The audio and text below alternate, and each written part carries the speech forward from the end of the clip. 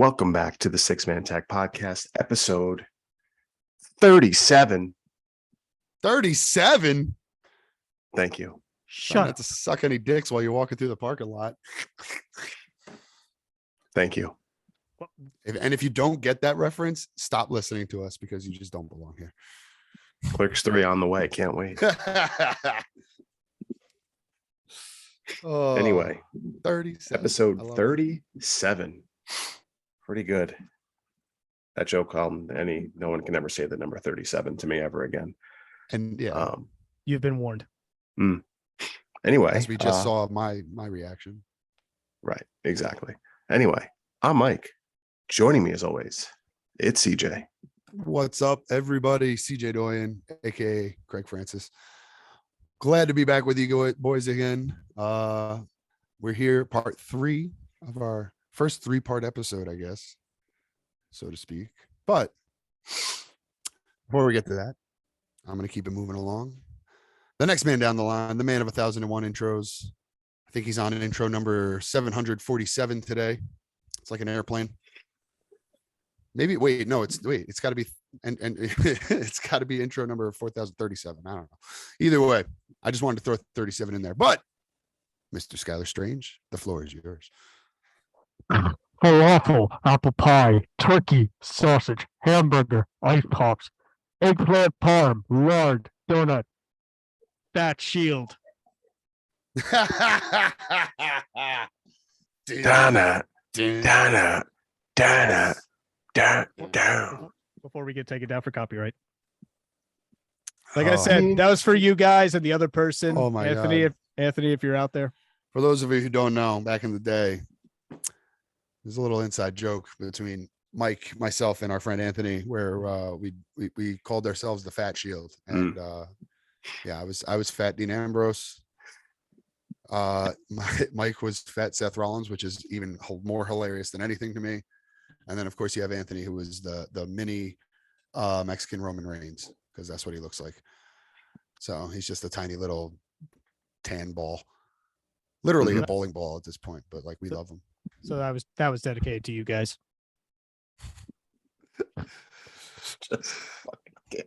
Anthony's short. Anthony's a short, round guy. I'm a big round guy too. I don't know what I'm like a wrecking ball. Same. What you want me to say? You know, fuck it, Anthony. You know I love you. I'm just saying. You're a short, round man who looked like Roman Reigns to us apparently back in the day. Literal a decade ago. If you haven't either one caught on by the intro or read the description before you clicked on this, we're talking factions again. You already heard us talk about the 80s and 90s. You already heard us talk about the 2000s. We're talking about the 2010s today. Present day. Right.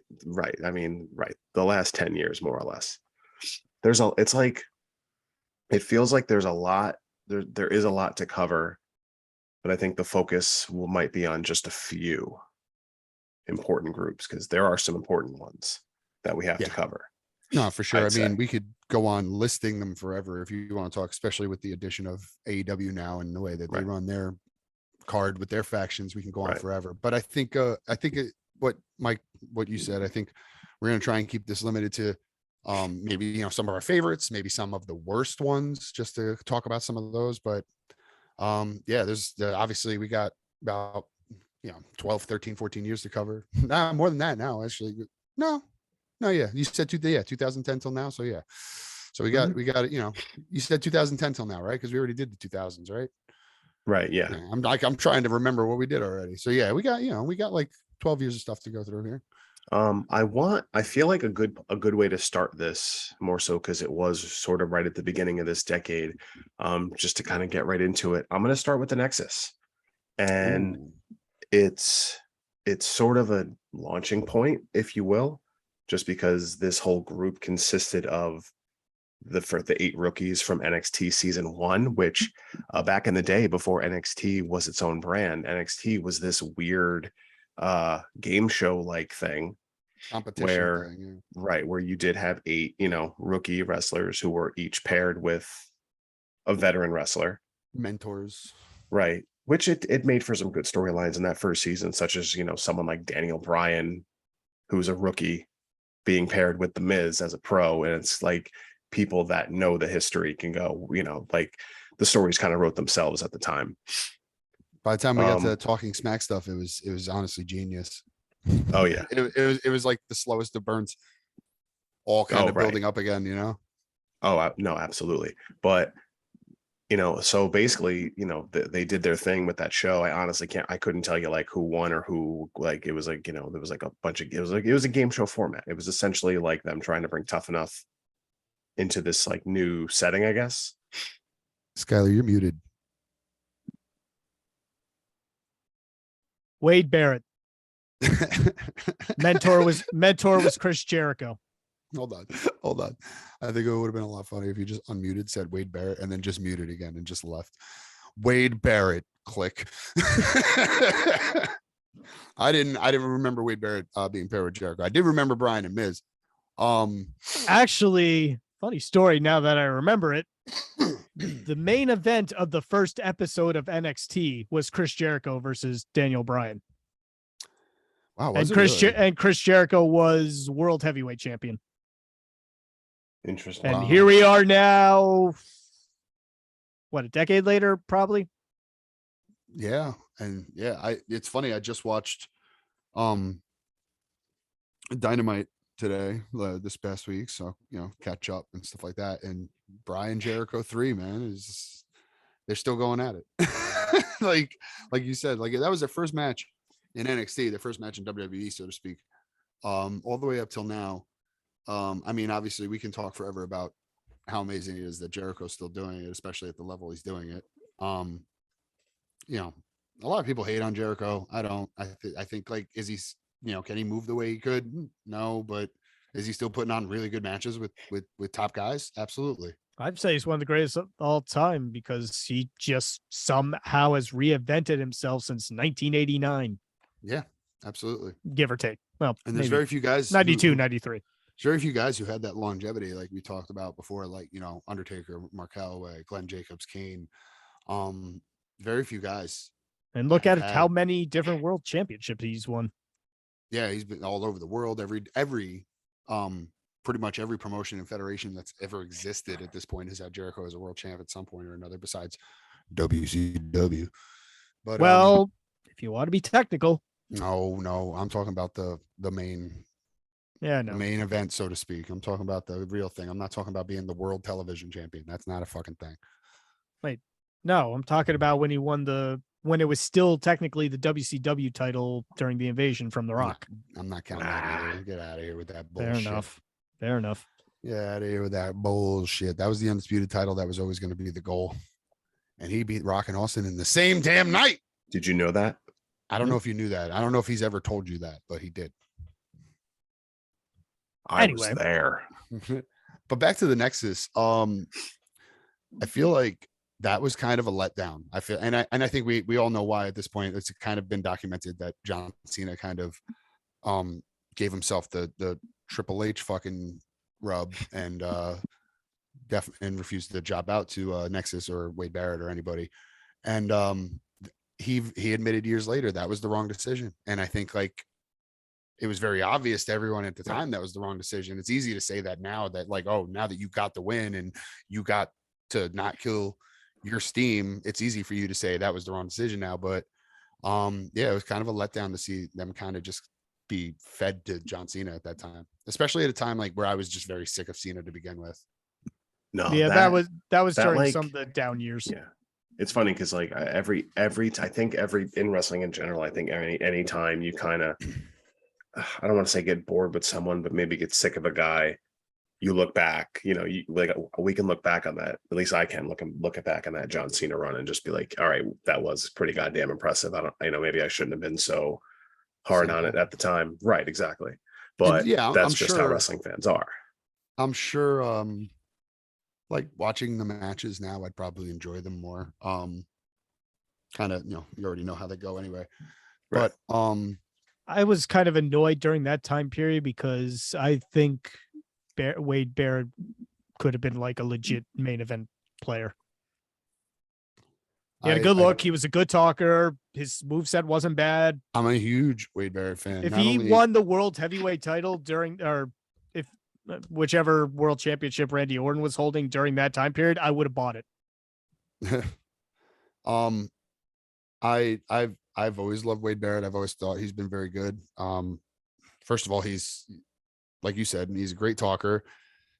I love the Bad News Barrett stuff. That stuff was always hilarious to me. That was my favorite stuff. And on top of that, he uses a boss man slam. So how can I not love the guy?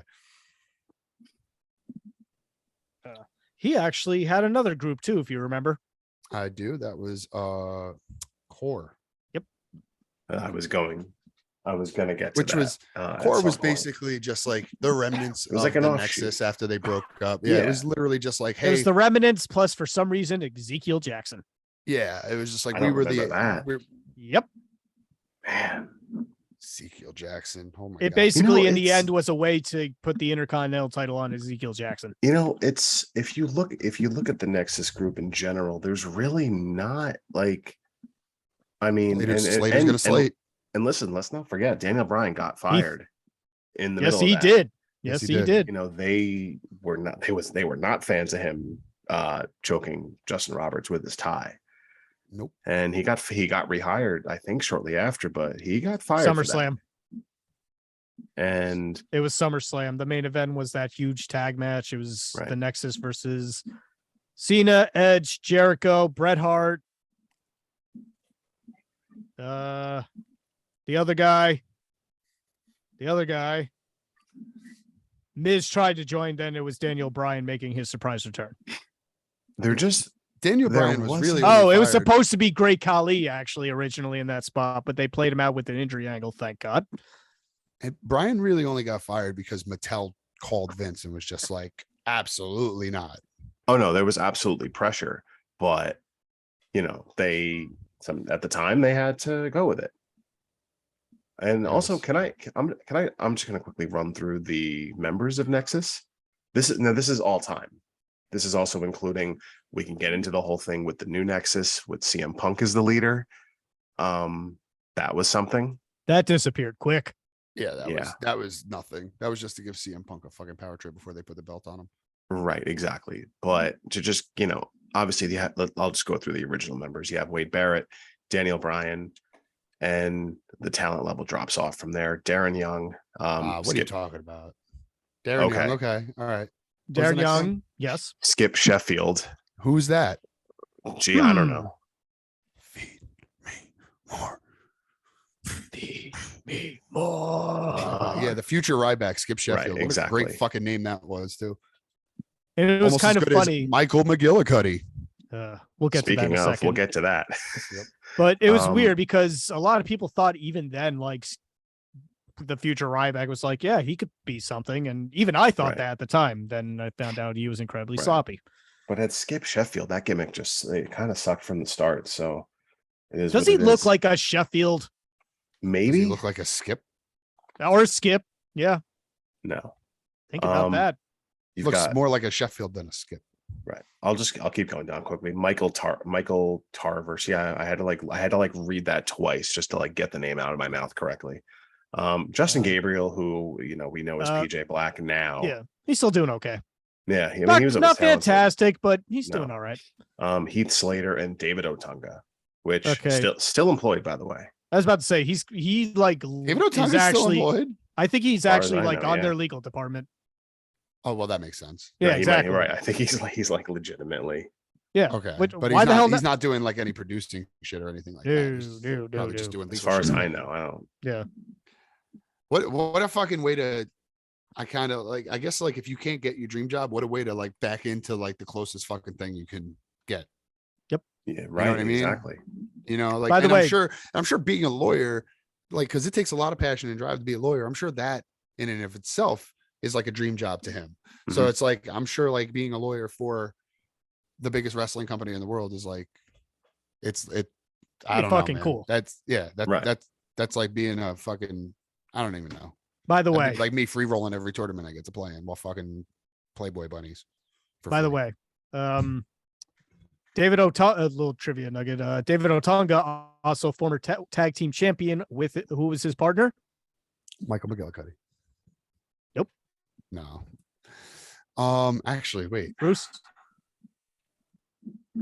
I'm like on his Wikipedia page, so it's like a spoiler at this point. So I just won't give an answer. I can't remember now. So John Cena. that's right. Because John Cena had to join the Nexus for like Yeah, a pretty month. much. And then Yeah, there was a came to big, that. then there was a big Survivor Series deal, and then he got to leave and all that. And the by house shows and- had Juan Cena. Yeah. Cena. And then, by the way, future members of the Nexus, Michael McGillicuddy, as prior mentioned, Husky Harris. We might have something to say about that guy a little bit later. Ooh. CM Punk, of course, we mentioned, and then Mason Ryan, who Mason we Ryan. Batista. Kmart we- Batista. right, who we did bring up last week in discussing this, and we all forgot about Mason Ryan. So here's another reminder that Mason Ryan was a thing. Mason Ryan, aka Kmart Batista. Thank you. Seriously, all three of us thought that when he showed up there, that was Batista, right? I didn't think it was Batista, but I remember the first time I saw him, I was immediately like, just like, okay, What is this? they're really trying to replace Batista. Yeah, right. But I think all in all, the Nexus just, like we said, it was buried by John Cena, for better or for worse. And do you? The new Nexus just vanished. Yeah. Well, I mean, because within 6 months of Punk joining the new Nexus, he was doing the whole "I'm leaving" storyline, which was better until they fucked that up too. He was he was still wearing that, because they all wore those they all wore those armbands. Yeah. With the N on it, with the yellow and black. And he's wearing it in a lot of the stuff leading up to that Money in the Bank match. So it's there, but it's not. Yeah, I remember that it was weird because he was still wearing the armband. He was still technically, I guess, the leader of the Nexus, but they never cut any promos together. They never did anything together anymore, I felt like. And it was just Punk was just the whipping segment. Mm-hmm. It made no sense. And then all of a sudden Punk cuts the pipe bomb promo, and then it was almost just Nexus who? Right. Nexus just couldn't cut a break no matter which. But I think this is a good again, it's a good launching point because it's the first iteration of NXT forming some kind of stable. I'm not saying this is what's to come, but it's the first it's the first NXT, and there's a lot of NXT to come in this decade. Yep. But it ultimately failed, and really outside of Wade Barrett, obviously we know the star Brian Danielson still is, not became, but still is. But I feel outside of him and maybe Wade Barrett could have been more, but outside of that, I don't think they had a lot.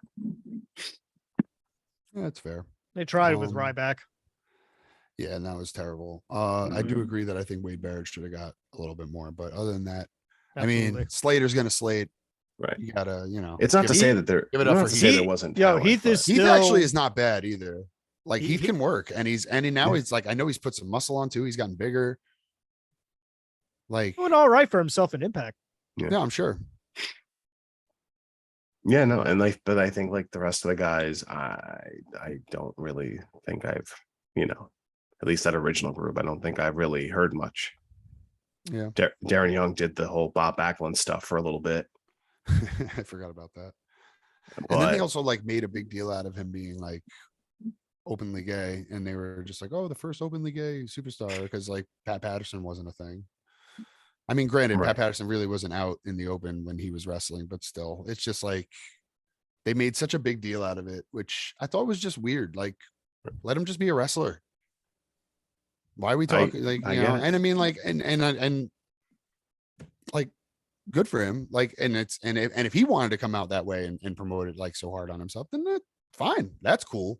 But it just felt like WWE was just kind of trying to jump on a pride bandwagon and just trying to. It felt like a marketing thing to me, not a genuine thing. Right. I think at the time it was, we got to push. And I think that's why, I was just okay, he's gay. Who cares? Move on. But I guess like I think like I had somewhere I was going with that and I forgot, but whatever. It's not important. But it's just, yeah, I don't know. It felt very, like I said, it felt very corporate to me the way that they did all that stuff with him. But I liked Darren Young in the ring. Actually, I thought he had a little more talent than most of the guys, but I don't know what they didn't really see anything in him beyond the short stuff he did for a little while. Right. Agreed. But I Like, mean, I think like Darren Young could have been a solid mid card guy. Like, Wasn't his mentor? I don't think he would have been a star, but I think he would have been a solid mid card guy for a while. I thought his ring work was good. His promos were good. Wasn't his mentor CM Punk? I don't remember. I can't remember. Pretty sure it was. Yeah, I honestly can't remember. I honestly don't remember a lot of that because I didn't actually watch the first season of NXT. Again, I found it, and you're right. It was CM Punk. Yeah. So yeah. How Skylar Brain strikes again. How long had Punk been around at that point? He's been there since like 06, the ECW. Okay. So we're at the 4 to 6 year range. Yes. Somewhere in that area. All right, that makes sense, I guess. I'm trying to think of other factions from like that period. I know a couple. I mean, I feel like we should just get into like the next big one because I believe they started in 2012. Also consisting of guys coming from NXT. I think you know what we're getting at. And that would be, it was made reference to in Skylar's Open. That would be the Shield. Yeah. I feel like man. So that's one of the greatest trios of all time. Is it the most? Still is. It still is. It's still one of the greatest trios of all time. Yeah. Is it the most successful faction in terms of just star power and just individual accomplishments? I would say so. At least in modern history. Roman Reigns is basically established as one of the greatest ever. Seth Rollins is not quite there, but pretty much that level. He's a perennial main eventer, and he's had a decade on top. And basically, Dean Ambrose has been built as the face of AEW. I think Seth Rollins is seen as by many the best wrestler in the world. Mm-hmm. And you know, like granted, like he's not always in the main event picture, but he doesn't need to be because he's in the biggest company. He is a huge draw. He is a guy who puts on amazing matches. And like he really is just like he's one of the best wrestlers in the world. And for a while, they basically did establish him as the man. Yeah. And then his wife became the man. There you go. But yeah, like they put him over Brock Lesnar twice. Yeah. And that's a big deal. That's a big deal in WWE, especially in the Vince days. So I was in the opening match in like a minute. But then like you have Roman, who's literally living in God mode now, and who we've known for years, whether even when we didn't like it for a long time, but we still knew that he was the guy. He was the chosen one to be the next John Cena, the next Stone Cold. We all knew it for a long time. We didn't like it because we didn't get to see this heel side of Roman. We didn't get to see him work the way he's working now. We wanted the heel side of him. Yeah, that was absolutely. the thing. Yeah. And now we got it and everyone loves it. And everyone's like, yeah, Roman's the guy. But it goes beyond just being a heel. Like he has gone beyond without a shadow of doubt, proving, at least to me, I think, and to a lot of people, that he is the guy right now in WWE. He's held that belt for almost 2 years now, right? Yep, but he's had the other belt for most of this year. Yep. So, you know, when you haven't been pinned or beaten in 2 years on TV, you're doing something right, and you're definitely the guy. Mm-hmm. But he's just been he's been at the top of his game since that's happened. Like now he's cutting the best promos of his life. He's having some of the best matches of his life. Best feuds. As a fan, I'm very interested to watch because I want to see who's going to beat him. So of course Yes. I'm going to want like, and not to say that I want to see him get beat, but I want to see who beats him when it happens, you know? So I'm always going to be drawn into that. That's a draw right there. So I'm always going to be tuning in because I want to know, is Roman going to have the belt at the end of the pay-per-view or at the end of whatever? And Do you? then, like you said, I'm sorry, just real quick. And then you go on to Dean Ambrose, John Moxley, who is probably before he became the AEW world champion and became the face of AEW, as Skyler said, he was basically the biggest wrestler on the indies for a good solid year or two. So the man, and he still is, by the way, while he's the world champion of AEW, he's still like the number one guy in the indies. And he got a shot with the WWE title. Yeah, that too. So he is a former WWE champion as well. So like the three of those guys together, I think were one of the most dominant factions of all time, or in modern history anyway. And on top of that, I think individually, it's three of the best wrestlers in the world, and you can't dispute that. Nope.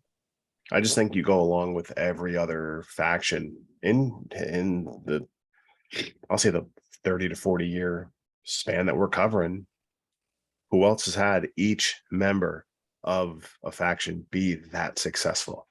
You could argue evolution, but that stable came along after the fact for guys like Triple H and Ric Flair. This was three guys that Debuted together. Right. Sure. You had, Seth Rollins successful beforehand, and, maybe John Moxley on the indies before WWE, little bit of success. Sure.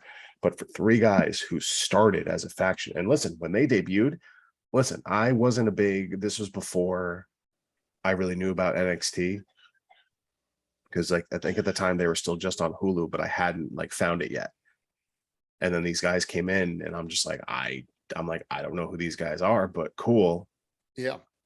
And they debuted by powerbombing who through the table? I know they powerbombed somebody through the Ryback. Immediately. It was Ryback. Okay. Oh yeah. It was during a triple threat between Ryback, Cena, and Punk. Yeah. There was a cool 6-man. They were there to help Punk win, right? Because they were Heyman's boys at the time. Yes, and they were wearing turtlenecks, and it was kind of badass. Yeah. Yeah, I remember their debut. They didn't have all the SWAT gear. They just had black turtlenecks and black pants, and that was it. And combat boots, and that was it. They looked like security guys. So then, okay, yes, this is the match I'm thinking of. And then their first big match as a team came a month later at it was a TLC match. Yep. It was the Shield against Team Hell No and Ryback. And I just remember they just beat the hell out of each other. It was that match was awesome.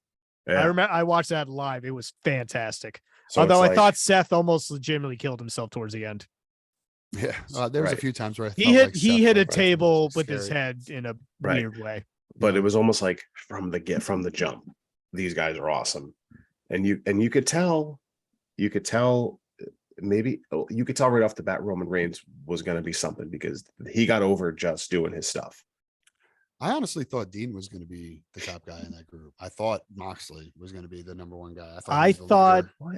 I thought Dean was the next great psychotic heel. Yeah.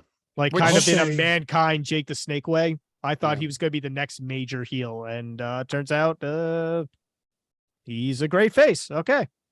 I'll just say, for Roman Reigns to be where he's at now, considering how the 5-year span went between End of the Shield and the start of his heel Paul Heyman alliance title run, bloodline stuff.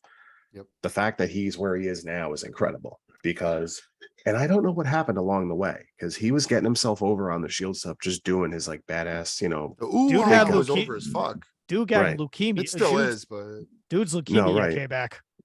But what that kind of derailed things. Yeah, but that was after the Shield was pretty much done. Yeah. And Skyler's okay. Yeah. Okay. I was gonna say, I'm pretty sure it was either after they were done or it was right before. Well, because when Seth turned on him, but he still, I just can't figure out what happened when they started force feeding him to everybody, because he was getting himself over as is, and then everything. The John Cena syndrome, man. I think everybody just got Cena'd out.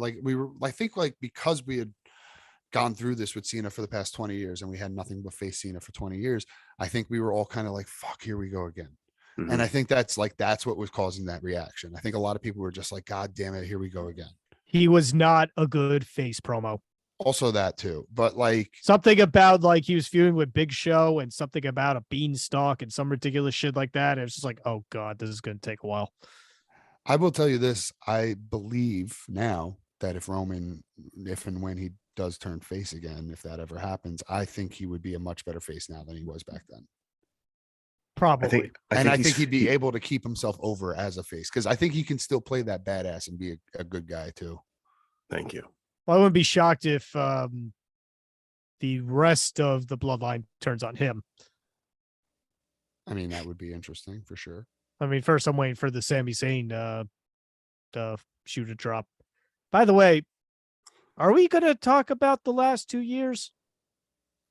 I mean, well, the bloodline will come up at some point. I was going to. Okay. We'll get to it. Okay, Yeah. I was making sure. Just making sure. Yeah, we'll get to it. Continue. But yeah, but to like, your point, even as a team, like they put on banger six-man tags, the Evolution matches. Fucking Seth Rollins coming out of fucking nowhere, just flying from a balcony onto everyone. Yeah. Those were awesome. They were fantastic. Shield, I will tell you the match I was most excited for, and I was 100% like, I have to watch this pay-per-view. I cannot miss this match. Shield versus the Wyatt family. Mm. That was my match of the year that year. I thought, and I knew going in that was going to be a banger. So, which brings us to good segue. The Wyatt family. Now there it is. The prior mentioned Husky Harris. You want to talk about reinventing yourself? Oh yeah. I mean, like that. He was just like, what was he? He was a fat guy in NXT. Mm. That's it. He was a fat guy, and Done. then he became cult leader Bray Wyatt, mm-hmm. which morphed into the Fiend later on, and everything else, and all the supernatural stuff. But and if you knew your history, he was IRS's kid. Yes, that's also true. He is the son of IRS and the He brother still of Bo is. Dallas.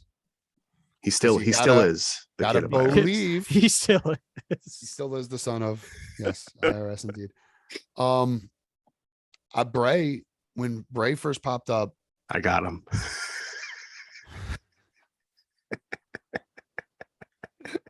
You broke Skyler.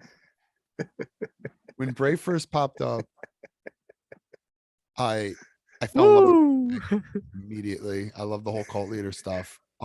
When I got to see the matches that the three of those guys were putting on together, I became really excited to see these guys be able to work and move and do cool promos and cool vignettes. Like they were the most entertaining thing that I think came out in a long time when they first appeared. And I felt the same way about the Shield, obviously. So when those guys hooked up and they had that first match that they had, what pay-per-view was that, Skyler? Survivor Series or something? I can't remember what the it Shield was. versus the Wyatts? Yeah. Elimination Chamber. Okay. It was a February pay-per-view. See, this is why I asked Skyler, because I know he knows. Yep. So and again, that was my match of the year that year. Which makes sense. But yeah, I remember, like, I think back then even we were still doing Buffalo Wild Wings. So I think I was so psyched, and I think like a bunch of us were there together. Mike, I'm not sure if you were there for that one, but I think, like, if I'm remembering this correctly, I think we were at Buffalo Wild Wings for that one, because I think it was that long ago. That was before the network, was it not? Right before. Was it? Yeah. It probably it was either right before, or I don't remember. Either way. I'm almost positive I remember watching that at the fucking restaurant, but I might be wrong. Either way. I definitely watched it with friends, because I know I didn't watch that match alone, because that shit was sick. So if we weren't at Buffalo Wild Wings, I was definitely with like Andy and Jake or something. Right. I mean, I can't remember at the time, but and like these two groups were bound to come together. It was almost like when they were both kind of coming up, you knew, like, all right, at some point you got to put them together and just see what happens. I remember the match didn't start and the crowd was chanting like, "This is awesome," or whatever, or "Holy shit," or something. They just got to the ring and the crowd was already on fire. And I got to tell you, I was just as fired up. Right. But I'm gonna go watch that match. What made, like, it's funny. It's just funny because really, I feel like, like all the Shield guys, if they didn't have the Shield, I think could have gotten over as individuals had they come up. But like the Wyatts, just different. Like there was something. What made it just different? Because at that point, maybe it was something you hadn't seen before. It was just something new for a change. We're talking about groups like, again, what we talked about, just Nexus, like a bunch of dudes, or like then the Shield were just a bunch of wrestlers in riot gear. This is different though. This is like, it's a cult. You want to make comparisons to like real life cults. This is how stuff happens. Looked like some Wyatt or Jennings. family stuff. Yes, exactly. So, but it's like, and I think, great workers all around, but it was just, if you take that gimmick away, they're not, well, clearly we saw how not successful Husky Harris was. Terrible, as I mentioned. So if you take this gimmick away, what is it? But it works so well. And to current day, nearly a decade later, it's still relevant. Yeah, that's still the roots of Bray, whether he's doing the Fiend or not, whether he's leading a group or not, it's Bray. That's just, that was the gimmick that started it all. And he's just so creative. The amount of charisma he puts behind the character as well. Mm-hmm. Yeah. And I'm talking about Wyndham Rotunda, the person right now. I'm not talking about Bray Wyatt. I'm talking about Wyndham Rotunda is such a creative person. And I'm not trying to fucking brag or tug my own cape here, but fucking takes one to know one, so to speak.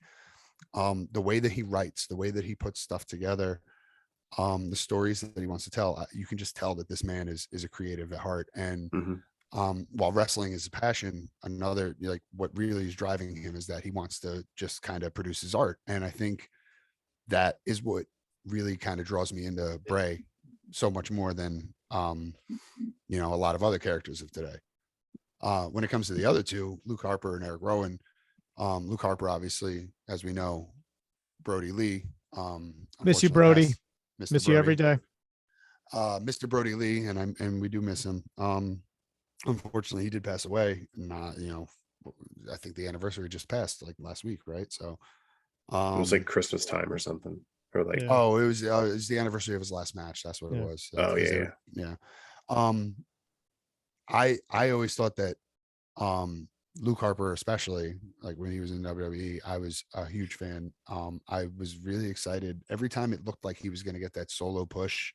I got pumped, and every time they just kind of shut it down, and I got disappointed.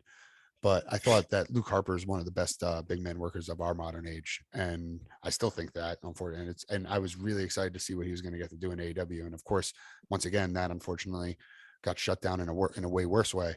And we lost him, unfortunately. But I was so pumped to see what that man can do by himself, because I always thought that he had the real talent to be a star. They teased trying to do something with him right after they broke up, because I remember he was associated with the Authority or in a way. He won the Intercontinental title from Dolph Ziggler. Yeah. They proceed to have a banger of a ladder match. And that was what I'm talking about. I would get excited for that stuff, and then it would just get shut down before it really got. Plus, just watching Brody on the Indies, he was one of the best big man there's ever been. I agree. That boot that he throws, where he drops down to a knee after he throws it, I thought the first time I saw that, I was just like, that's the coolest fucking thing, and I've never seen anybody else do that. Dude does a near perfect hurricanrana. Yeah, that's the thing. He can do everything. I always like the big man moves like that. Did he do that discus clothesline deal, right? Yeah, it was like a meat hook or so. I forgot what he called it. Yeah. The stuff he was doing with the Wyatt family and when he was by himself, I thought it was funny. So I enjoyed it more, because it was just this dude is so mysterious. Nobody knows fucking shit about him, and I fucking love him. I want to see him on TV every week. And it's funny because he never really talked in the Wyatt, in the Wyatt family. Then he would talk with the short run in AEW, and even if you watch any Being the Elite stuff that he did, hilarious. Yeah. That's the one thing I heard a lot. Obviously, unfortunately, after his death, we heard a lot of stories about him, which, the bright side of things, we kind of got to see a side of him that we wouldn't have otherwise, which was touching. But that's the one thing I heard a lot, was about how he was just a funny character and Mhm. just like enjoyed making people laugh. And like, I know like he was like best friends with like the New Day. Like he loved Yeah. those guys, and like he played like he was always on the up, down, down stuff, I think, with Xavier. Yep. Yeah. And hanging out with Big E and shit like that. So I know like he was a very well liked guy backstage. Like he was respected for his wrestling, obviously, but I think like even more so, he was respected as a person backstage by his peers. And Everything that goes a long way. everything I've heard is like he is one of the nicest guys you would have ever met. I haven't heard a period. bad story about him at all. Nope. Don't mind me. I just lit the room a little bit better here. One of those. Yeah, I feel like we're going to talk about the Wyatt family. You gotta bring talk in about the Braun. black sheep. Yep. Well, I want to just talk about. I want to. Well, it's funny if you look at him when he first came in, how much worse shape he was in, and how he really trained his ass off for what he does now. It's amazing looking back at that transformation now. I remember the first time I really noticed it. Don't remember what pay-per-view it was or what show it was or whatever I was watching, but I remember like watching Braun come out. Maybe he hadn't been on TV in a while, or maybe I just haven't watched in a while, so I couldn't remember. Right. But I remember like I seen him come out and I was just like, oh, he's cutting up. Like he wasn't where he is now. Like now he's completely like shredded for a guy who's 7 feet tall and weighs 300 pounds to be as shredded as he is fucking terrifying. But like even then, when I first started noticing it, I was just like, he's starting to lean down and cut up a little bit, and that's going to be scary if he can do it. And sure enough, It is. Yeah. And I didn't like him at first. Again, it felt forced. Mhm. And in a Another time monster, where another big man, right. And in a time where, especially in that era, we were so used to, okay, anybody that comes in, it doesn't matter who you are, you're going to NXT first. And it was sort of like, who's this guy, just skipping it and coming right in.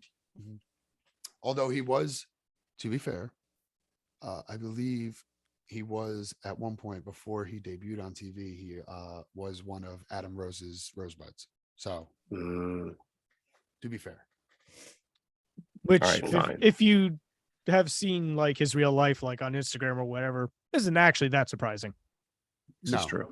Because again, that's another guy who has like a great sense of humor and just like loves to make fun of himself. So like he says on his Instagram, Adam, sure, I'm just redneck who does redneck things. Yep. This is what they are. And Right. I look at it, I'm just like, hell yeah. Yep. I wanted to But he also go ahead. No, I just kind of want to say, but later on, Braun was like, Braun. He found a way to be like consistently entertaining. His feud with Roman is like one of the better feuds of the last decade. I'll say this about Braun. It wasn't just Braun's body that progressed. Like Mike, you kind of like, it's not unfair of you to say that he wasn't that great when he first started. Yeah, I agree. Like, not only did obviously he get himself in tremendous shape, but like the man also, you could tell, put in a lot of work into getting his ring work better, his promos better. Like the dude really is like showing passion for the business in that way. He's really trying, and you could tell, and he improved and he got there. And not everybody can get there, but he got there. And I think like now he's probably at his best. Obviously now he's back. So now we'll get to see, but I think he's probably going to be at his absolute best now. Because I think like not only has he gotten better shape wise, but he's gotten better just everything wise. I think he's just a better wrestler. I am very much looking forward to this incarnation of Braun Strowman versus Roman Reigns.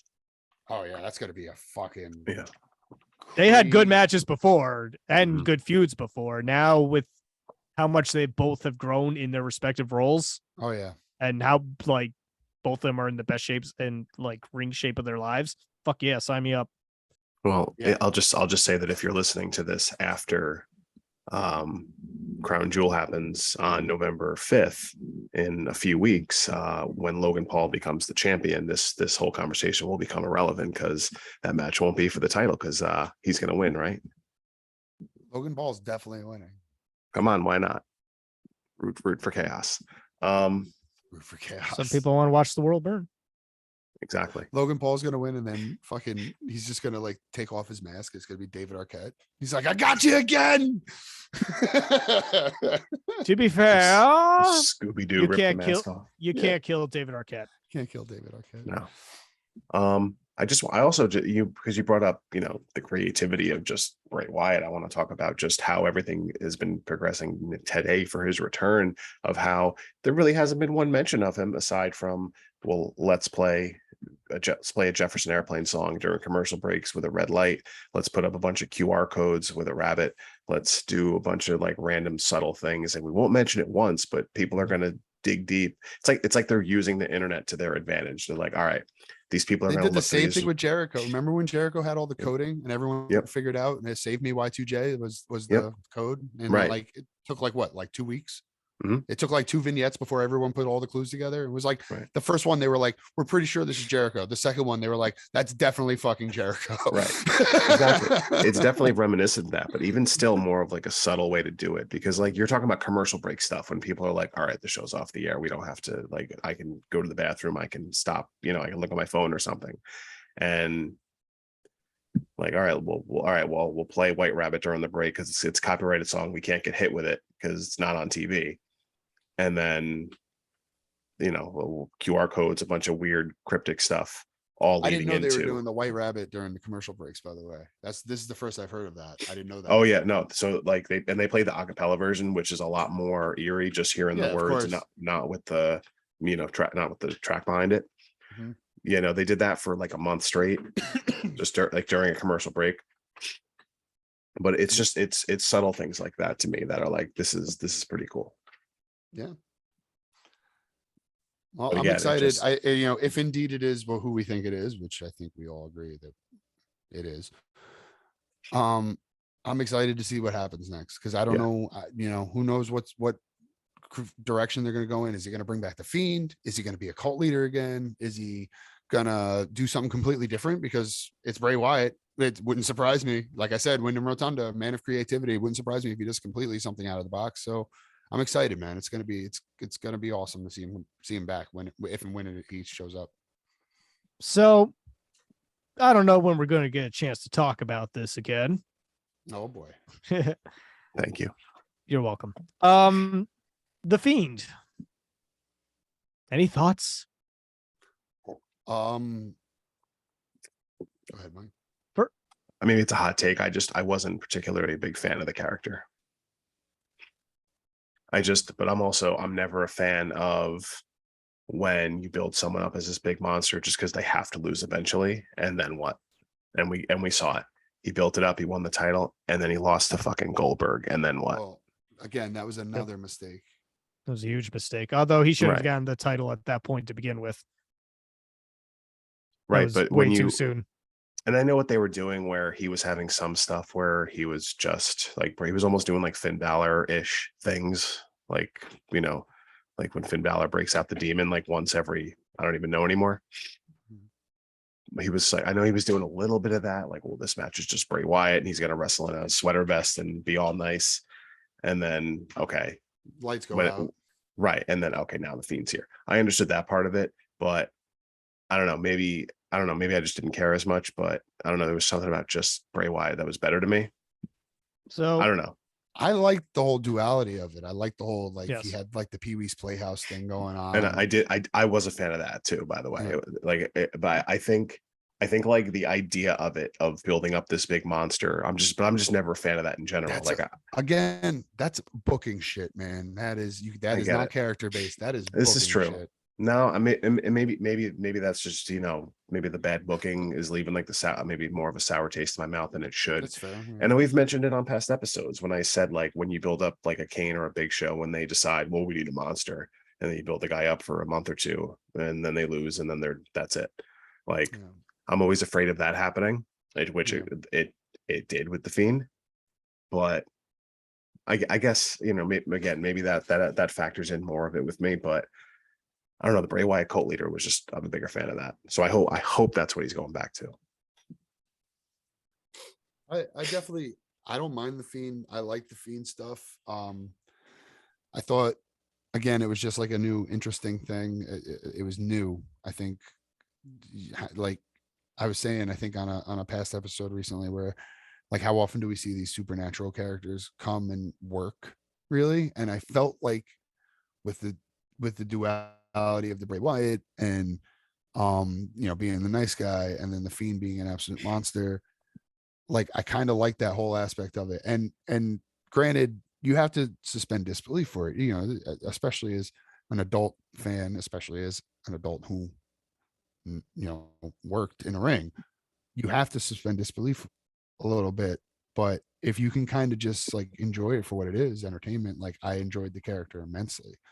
I think we didn't get to see its full potential because unfortunately Goldberg politicked himself his Right. way into killing his theme.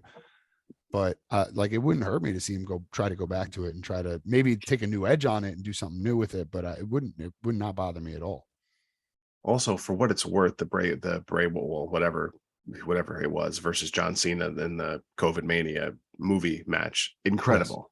Yes. Which I again, loved it. I loved every second of that. That was going to be the other point I made about kind of like that was the kind of character you can do that with because you're already suspending disbelief. This guy's already a mythical kind of supernatural person. So why couldn't he teleport John Cena into just alternate worlds and alternate versions of himself? Why wouldn't that work for a guy like Bray Wyatt? So again, when you watch it just for like, I'm just going to enjoy this and not be a fucking cynical wrestling fan like most of us can be at times, and me myself included. But when I want to like just enjoy things just to enjoy them, I feel like I'm pretty good at that, and like just being able to like watch things as they're presented, and that is a source of entertainment. Yep. I'm not watching a fight. I'm not watching real fights. I'm not watching to see people get beat up. I'm watching because I enjoy the action of the ring, but I also enjoy the stories of wrestling. I just enjoy watching angles and fucking it's call it what it is. It's like a fucking soap opera really, but it's something that I'm into and it's something that keeps my attention and I enjoy it. Yep. Listen, people watch movies, people watch TV shows, people read comics, people play video games. It's all entertainment. It is what it is. And I mean, like, this isn't even what this argument's about because obviously like what wrestling fan hasn't had that fight with their friend at one point? But, exactly. But because I can kind of like just kind of kick myself out of my own head when I'm watching wrestling and stuff like that, I can kind of just get into a character like that. I got into Undertaker when I was a kid. Why can't I get into Bray Wyatt now? I believed in the Undertaker when I was little. I believed that the Undertaker really had all these fucking powers and can make lightning bolts hit caskets and could fucking just like disappear out of nowhere and just appear in a casket out of nowhere. Like I believed that motherfucker was fucking magic. Why can't I believe that about Bray Wyatt as an adult fan now? Just because I don't believe fucking magic exists? Who cares? It's a fucking TV show. Also, one of my favorite entrances in all of wrestling. The Fiend or Fiend? Yeah. I thought that particularly the entrance with the theme, with the hurt and the heel, with the new version of, I can't remember the name of the song. You know the name of that song, Skylar? I can't remember, and I'm trying to remember. Did Code Orange do that song? The Fiend version, yes. They because I say the original, they like found that song on like a royalty free site. Really? Yep. Like the first, like the Wyatt Family theme song. Did not know that. Yep. And then they got that band to play, and then they got somebody to play them out to, what was it, WrestleMania when he lost to Cena the first time? Orange, I think so. Wasn't it Agent Orange, or wasn't that the band that played that? Because I think that was the first time I had heard of them, and I was supposed to see Code them open Orange. up for Code Orange. That's what it was, and I was supposed to see them fucking, I think, open up for Slipknot like a couple weeks later, and then COVID hit. Yeah, so I was supposed to. I was supposed to see that show at the Garden. Also, side note. Me too. Yeah. No, actually, no. I was going to Boston because that was my birthday. I was going to go to Boston for my birthday, see Slipknot. We were going to go. We got a room at the fucking Boston Encore. We were going to fucking go gamble. I was literally like the row behind the like floor seats. Yeah. The row, but I was in the middle. Like I purposely got that ticket for a perfect view of the show. I think I had GA tickets, but I always get GA tickets for Slipknot. Yeah, I don't know what happened there.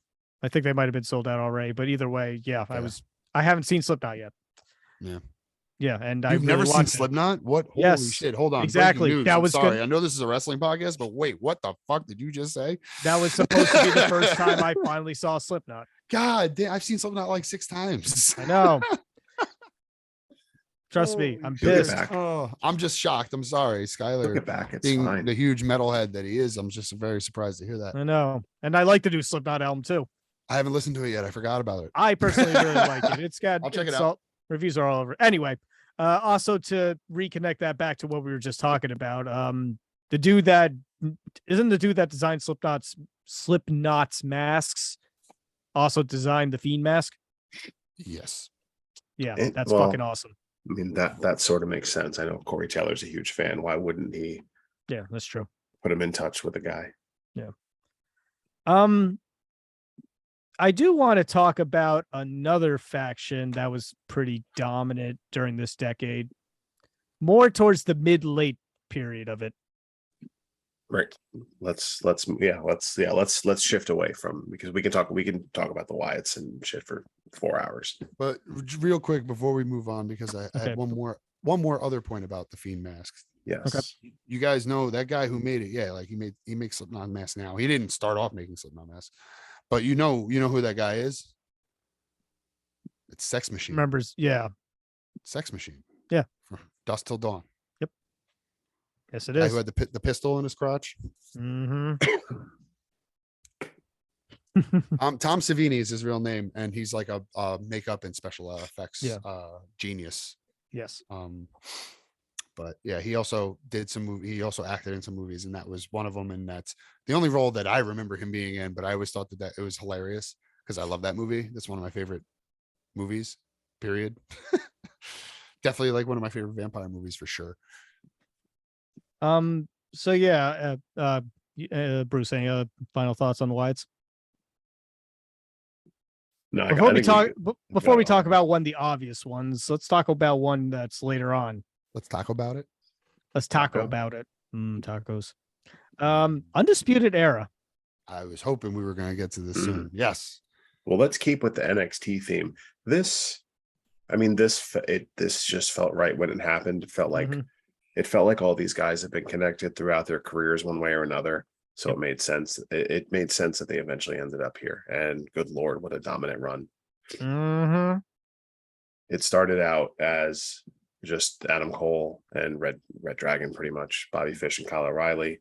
Which they And- never got to be Red Dragon in Right. WWE, but Right. It is Not what it is. WWE, but they did get a tag title run in NXT. yeah, Right. yeah, yeah. And they put But on I'm they just put on saying- some banger tag matches with what the hell was their names? Oni Lorcan. No, well those matches, yeah. Those but, matches were great with Oni Lorcan and fuck. damn it, I'm trying to remember.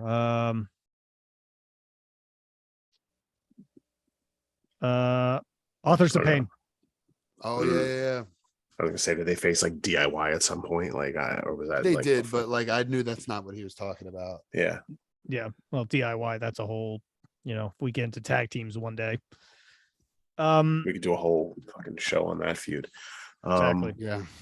But Um, from the get-go, I also for a while the Undisputed Era was basically like in every War Games match for like a few years there. Oh yeah. Like 4 years straight, I think. Mhm. Or Yeah, 3 of them anyway. something It was- ridiculous like it that. was a crazy long run they had. Yeah. And- Especially for nowadays standards. Right. And well, first of all, I remember how they added Roddy into the mix, And having that even felt right. Oh, No, it felt great. yeah. It felt like it fit like a glove, man, when Mhm. Roddy joined. I love the fact that they brought Roddy in. Yep. Because I was a huge Roger Strong fan back in the Yep. ROH days. Yeah. Like Yep. I loved Roddy Strong. Same. I loved everybody in that group. I was a big fan of. I remember like in the Dallas show that we went to, Mike, I think like all of them were there at the time. Because I Well, remember I seeing feel like- Kyle O'Reilly. I remember seeing Cole. I feel Um, like we saw those Ring of Honor shows, and then a year later, that entire card was just put into NXT. NXT, yeah, you're not wrong. Because like Kevin Owens was there, Zayn was there, like everybody was there then. Right. Well, Zayn was already there, but you know what I mean. No, right. But yeah, I remember like we got to see all those guys in Dallas, and I had already been a huge fan of Adam Cole and Roderick Strong. didn't know Red Dragon as much, but obviously I'd heard a lot about him. I've been, like a few years, like, oh, one of the best tag teams on the indies, Red Dragon. I just kind of fell off ROH at that time when they came around, but I was already a huge fan. I bought the Adam Cole shirt that day at that show. But I was a huge fan of those guys. So when they all got together, it was kind of like that, like ROH crew, and they all put them in the same group. Like I said, it was like a hand in a glove. It was perfect. And what they did I didn't expect them to do what they did for the next few years, but I'd say that their run was nearly flawless. Like, honestly, like I think, but even booking wise, everything, I think they lost all the matches they needed to. I think they won all the matches they needed to. And I think they came out looking like the strongest faction we've ever seen in NXT. And I think that's because of how well they were booked and how well they worked. I feel like because you figure they've been in AEW a year now, give or take. I wonder if Triple H had been in charge a year ago, what would it look like with some of those guys that left? That's a big question, man. Like, especially I wonder, Adam Cole has like a 4-year contract and Bobby Fish is already gone. So it's just like really, things have already shaken up.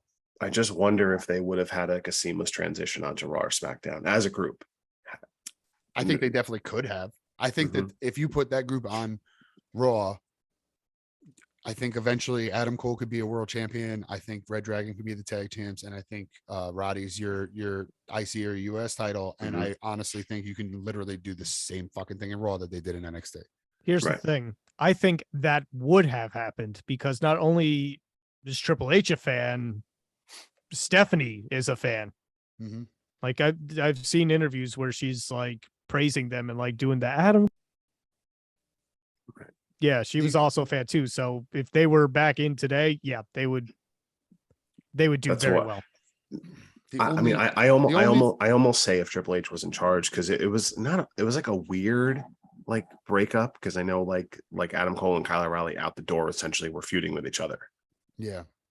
And not saying they didn't have like a bad match or anything on the way out, but it was just, I wonder if they would have been kept together as a group and then just kind of brought up, if a year ago or whatever it was, a year and a half ago, 18 months ago, if Triple H was running the show then, because you're not talking about a lot of time. And I wonder what, I don't want to say, it's a whole other topic, what guys are thinking that jumped to AEW. Do they wish maybe some of them have stayed or something?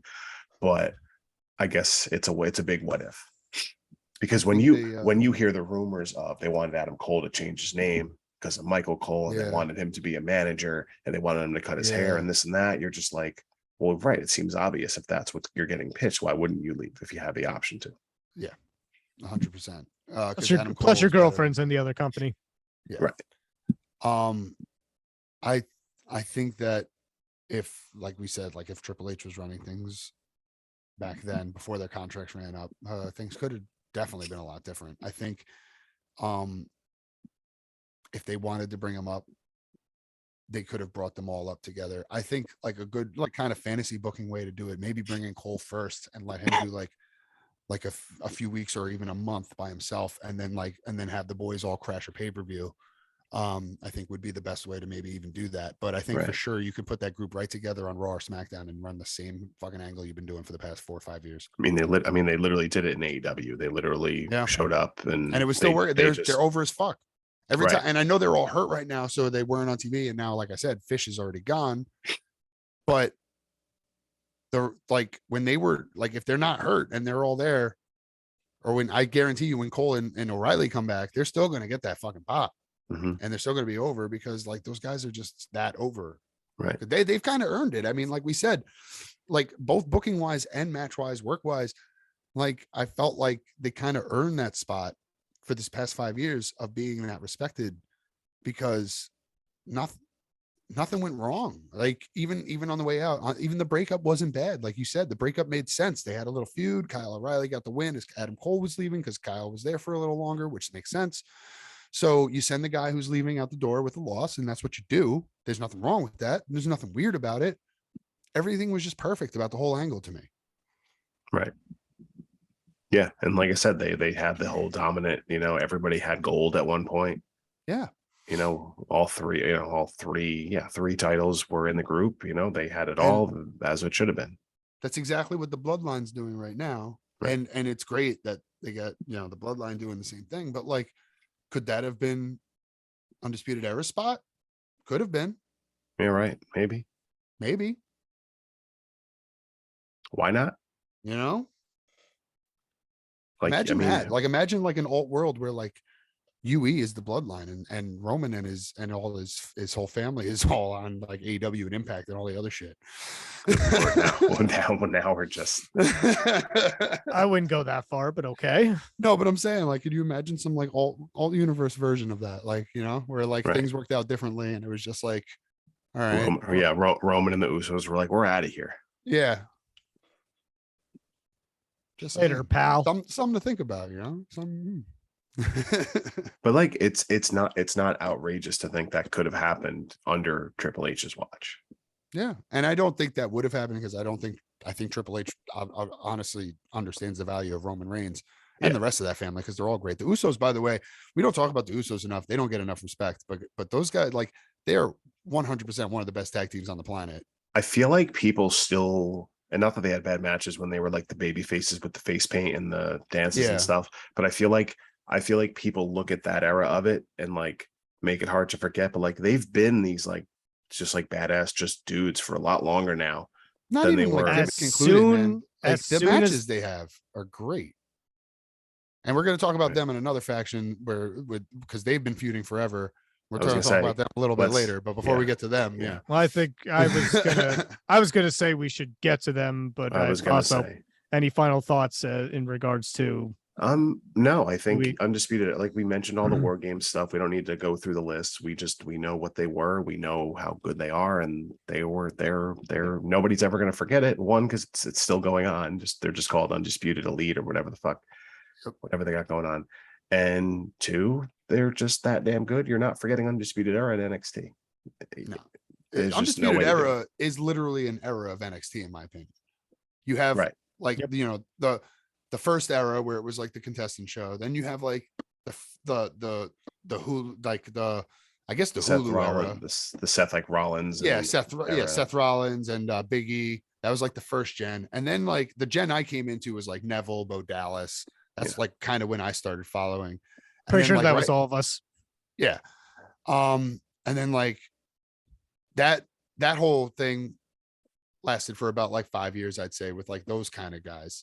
Right. And then we moved on to like the indie darling stage where we got like Kevin Owens and Sami Zayn and stuff like that. And then after the indie darling stage, which I guess like UE is still kind of fucking indie darling, but once we kind of got past that a little bit, the Undisputed Era is literally, it's like its whole own era of NXT television. I was gonna say it was like a whole other level of indie darling. Absolutely. And because it's not just Undisputed Era that came around that time. That was the same time DIY came around, Ciampa, Gargano, and those guys, Cien Almas, Aleister Black. Come home. Fucking, I will watch any DIY match, and I mean any tag team, singles, them facing each other, them teaming up. I don't give a fuck. If those two are involved in a match, I will watch it, because every single one of them between Ciampa and Gargano, whether they were teaming or opposed, was the best match on the card. It was the show stealer. It was deservedly the main event in most spots. Those guys put on clinics after clinics, and that was all during that same time. So while UE was doing their thing and having a dominant run and winning the titles, these guys were doing the same thing too. And that whole time frame, I think, was like as far as NXT goes, my favorite one so far. Yeah, no, it's agreed. There's not much more to be said about it. And you mentioned the Usos, and we'll bring up this next faction who I don't think they've had a bad match against, and that would be the New Day. Mike, I want to tell you, yes, it is. I wish like Cameo and shit like that was a thing before you got married, because you have no idea how much I wanted to email Big E and offer him as much money as I possibly could have to come to your wedding, just to come and do Max wedding. Like I would have offered him like all the money in my bank account if I could have, but I was broke at the time. Like, not to make light of him being hurt in this like last like few months since he like sadly broke his neck, Yeah. but it would have been a perfect time to be like, hey man, like you want like a grand? Like I don't know what the price would be. Like, but you wanna do you want to do this? Like I don't know. You want to just come to a wedding? Right, You can yeah. eat. All Yeah. the food's free, all the booze is free, open bar, man. Come on. Cash bar, you gotta get drunk. Thank you. You're welcome. Yeah, New Day. So They got talk about first impression well compared to like what they became. Because Well, I know for me it was vastly the first different. impression, because I think everyone thought, okay, this is going to be some new Nation of Domination stuff, or it was going to be some like church preacher gimmick deal. Honestly, I thought it was going to be like a gospel thing. I thought they're going to have like the gospel Right. choir every week. And they those were the first promos. Yeah, no, Right. that's why, And honestly, like they were sort of not heelish, but like they were getting like the hate, like the whole like it was like new, like the clapping stuff got over because it was like the crowd would Day chant sucks. Right. New Day sucks. That's how it all started. Yeah. And it started from there, and then like overnight it just like changed to the point where like they can literally get anything over. They're like, all right, hey, I'm gonna get a trombone over. Okay, I'm gonna get a fake over. cereal named after booty over. Right. I'm gonna get bootios over. Done. I'm gonna get pancakes over. Done. New Day is like the modern day Chris Jericho. They just know how to get shit over. Like they'll just like Jericho could get a list over. New Day can get pancakes over. I still have a box of. Well, I didn't buy the actual cereal, but I have like the box. I remember. Yeah, like I think I might have the t-shirt still kicking around in a storage bin, but like I fucking bought in. Like I mean, but like they got everything over. Yep. But they're super successful. I mean, the whole Kofi Mania stuff was incredible. And this is, this is forget how many time tag team champions, 10, I can't even keep track. I'm pretty sure they got like 10. Right. Somewhere around there. Yeah. But they had the longest reign for a while. They might still. Right. But between they wanted them to beat Demolition. Between the Biggie like entrances, which by the way, I loved that at one point they put out like someone took a video of him, like him actually doing that backstage. It's not like pre-recorded. Yeah, no, he does it every city. Yeah. But like between that over, like, and then just good matches on top of it, because there's a lot of teams that could do all that stuff and just not be good in the ring. But like all three of those guys are good in the ring in their own way. Yeah. And to the point where, again, you got Kofi over as a single star. Deserves a little bit better, maybe gets another run another time, but yeah, that's a debate for another day. They were getting ready to get fucking Big E over until Vince changed his mind and then he broke his neck. Right. Yeah, right. Because you lost. Don't make any mistake about that. Vince changed his mind and shut Big E down before he broke his neck. Agreed. Yep. Oh, we know, which really sucks. But because well, first of all, it was weird. It was weird because they rushed the cash in. Because Big E had Money in the Bank, they definitely rushed the cash, and he was just like, he like said on Twitter, "He's like, I'm showing up," and it's like, okay, because ratings were just tanking, so they were like, go do this, get a pop in the ratings. Yeah. But then by January he loses it to Lesnar, and then I forget what month Ridge Holland dropped him on his head or whatever he did. I have a question. Yes. Between Bobby Lashley the other day, Kofi, and Big E, what's Brock Lesnar got against black champions? Oh boy. Brock Lesnar just has a problem with anybody being champion. That's not Brock Lesnar. That's true. That's true. Granted, I know they were just setting up a Blood Money in the Bank match the other night, but that whatever. Anyway, continue. Yeah. Right. I think all three actually. Yeah, I was going to say accomplishment wise, not only the tag titles and the 2 world champions, and let's not forget a King of the Ring. Right. That's just true. Even though they almost make me feel like I forgot. Yeah, that's also true. But King Xavier, which by the way, I think that was one of the things that like when they started the whole tournament, I don't think maybe that was the plan. I think that was like one of those things where like as it went on, the I think crowd he- was like very, very like pro Xavier. I and think they were he just like, all he right, like fuck it. he like spoke that into existence too. He was like, I want to be the king of the ring. He really Yeah, did. yeah. He said something like he always wanted to be king of the ring. Yeah. But I want to be king of the ring. Boom. All right, king of the ring. and it's Why the hell weird, not?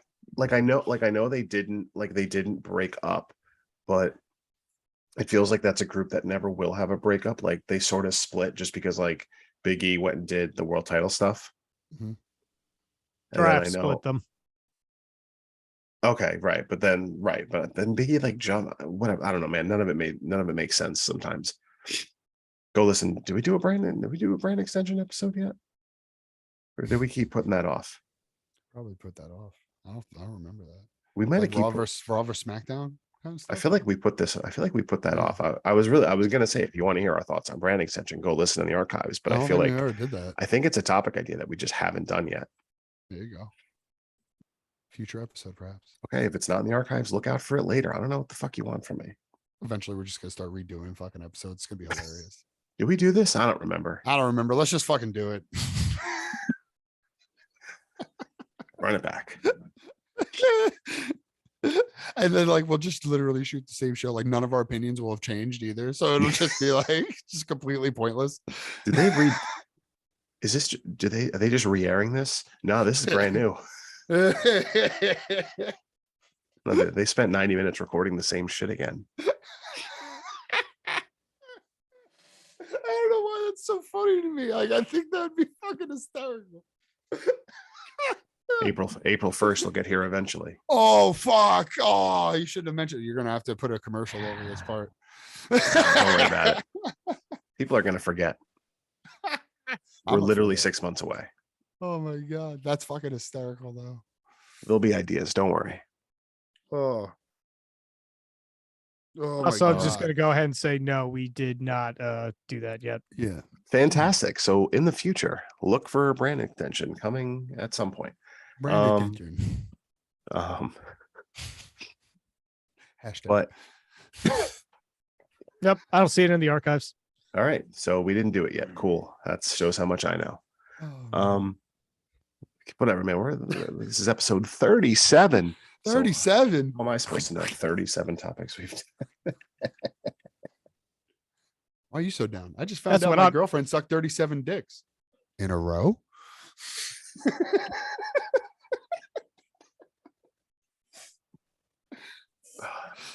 I could literally quote like that whole movie. If you think that's I gotta- offensive, take a look at this. You could see her kidneys. I got I gotta go watch that one. I gotta go watch like the special edition, like super VHS copy that's on like the DVD. I think it's hilarious because like out of like the 9 movies I've seen in my life, that's one of them. Yep.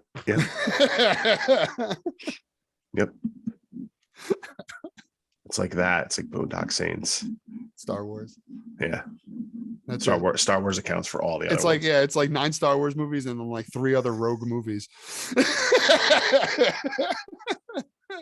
Yeah. One of them fucking tattooed on me. Man. God, that's hilarious. But anyway, so listen, New Day's awesome. New Yep. Day rocks. New Day rocks. New Day rocks. Oh, wow. I'm my apologies. Love New Day. And while we're talking about New Day, seriously, Big E, hope you're never going to hear this in a million years, but I hope you get better really soon. And I want our listeners to know that I hope you get really better really soon because we love you. And What he said. it sucks what happened to him. I know it was like, freak accident, things like that happen. But it definitely like that's another one of those guys that like you never hear anything bad about. You never hear any controversies about, like all you hear is like good things and like what a good Yep. guy he is. And his Twitter's hilarious. If you don't like, he's got an incredible sense of humor. So yeah, just get better soon. Hopefully everything works out and you can get back to the ring in the same shape you were before. And if not, and hopefully you at least have all your health and everything else. So Yeah, right. yeah. Him coming back will be a nice addition. But man, the New Day, like this decade, like I do want to add one other thing. Yeah. As a hardcore gamer, I am also a big fan of what Xavier Woods has Mhm. done you know, Up, Up, both Down, Down. within the company and outside of it for the gaming community. Yeah. Up, That's Up, fair. Down, Down. His contributions to G4. Yeah, basically getting G4 relaunched in a way. Pretty like, much. He contributes pretty semi-regularly to Giant Bomb, who's a website / podcast that I follow and listen to every single week without fail for like 6, 7, 8 years. Right. But yeah, and especially some of the stuff he did with Kenny Omega. Right. They fought. They had a match of Street Fighter. Right. Yeah. But yeah, I just wanted to shout that out real quick. That yeah, I definitely have watched my fair share of Up, Up, Down, Down. And also The Party Forever. Yeah, that sucked when that was they had to stop doing that. Yeah. For those of you who don't know, that's Tyler Breeze, Kofi. No, not Kofi. Sorry, Xavier, Claudio, Cesaro and Adam. Well, and yeah, Adam Claudio Cole. and Adam Cole. And Adam Cole. I actually remember there was a video. I don't know how true it is or not, but like he was in the middle of streaming and he got the text message that Tyler Breeze was released, and like he, for a moment, he was just like he had to compose himself. Yep. No, I think I might have seen that. Yeah. I don't know, Anyway, man. But good stuff. I kind of want to save yeah, the AEW stuff because we're already creeping into like 90 minutes. yeah. I think But that just proves how good this decade's been. And we didn't even talk about the bloodline. I guess let's end it on the bloodline just because we mentioned kind of it. like glanced mentioned about it, it. but we didn't actually dive in. Yeah. Yeah, we'll get into the bloodline and then we'll wrap this one up. And I think we can save the whole like AEW faction. We can almost do that next week and make this a fourth edition of this. We don't have to talk about factions. AEW. Right. AEW has a lot of fucking factions. We can do a whole episode on AEW faction somewhere else down the road. We can move on to something else next week. Yeah, right. But let's finish up with the bloodline of getting into today. I mean, so this all started. Listen, Roman Reigns, we kind of mentioned it after the Shield.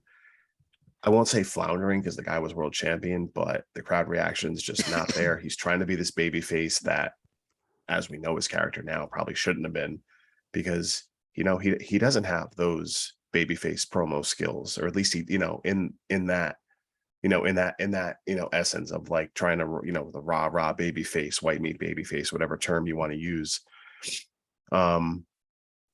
But so he was doing this thing. He goes out with leukemia, recovers thankfully, and he's still getting booed. I know there's a documentary on Peacock, WWE Evil, and one of the episodes, it's just like profiling villains over the years. And one of the episodes I watched a few Roman episodes Reigns. of that. I didn't finish it though. One of them's Roman Reigns, and like they go into it in that where he's like, I came back from leukemia and they're still booing me. So it's like he's like, damn, what and then I know when the pandemic started, he left just out of whatever, right before WrestleMania. Right. And well, that's actually why Braun Strowman won the title. Because as a 2-time cancer survivor, he's got a very weak immune system. Yes. Obviously, at the height of Corona, we were all nobody blamed him.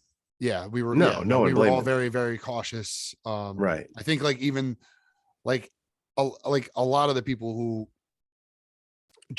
everybody was like just more cautious about washing your hands and wearing masks and shit like that. So for a guy like Roman, and I can tell you this because I have a member of my own family who goes through the same stuff still to this day, still has to be a little extra careful because of his weak immune system. It's a scary world when you can literally be taken down by almost anything. Yeah. So, but right. And like I said, nobody blames him. He goes out, he comes back, and it was like something clicked when he came back because he aligns himself with Paul Heyman and off to the races. To the moon, as my boy Cameron Grimes would say. And then it was almost like he was like,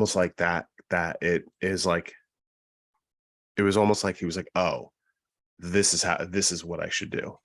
And this was September of 2020, and we're recording this October 13th, 2022, and he's still the world champ. Mm-hmm. Sorry, the WWE Universal World the holy shit, super mega universe ultra champion mega championship of the world. No, he's legend. But but like he has aligns, the Foreigner belt. right. But he aligns himself with Paul Heyman, and it like sort of snowballs because he was feuding with Jey Uso, and then like the Usos join him. And then it By the just he way, basically like whips them Right. basically whips them like dogs and like Right. that Hell in a Cell I Quit match, that was a great match. with More him, of a- yeah.